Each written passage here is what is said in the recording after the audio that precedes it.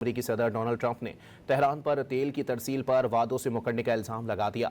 सदर ट्रंप ने social media पर जारी बयान में कहा कि ईरान आबनाए हुर्मुज़ से तेल गुजरने देने के मामले में इंतहाई नाक़िस और नामुनासिब किरदार अदा कर रहा है। ये इस मुआहदे की खिलाफ वर्जी है जो दोनों ममालिक के दरमियान हुआ था। कहा कि ये वो मुआहदा नहीं जो हमने किया था।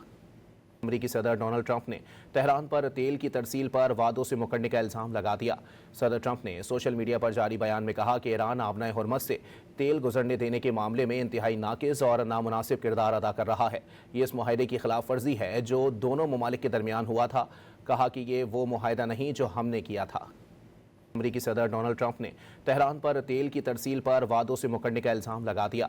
सदर ट्रंप ने सोशल मीडिया पर जारी बयान में कहा कि ईरान आबनाए हुर्मुज़ से तेल गुजरने देने के मामले में इंतहाई नाक़िस और नामुनासिब किरदार अदा कर रहा है।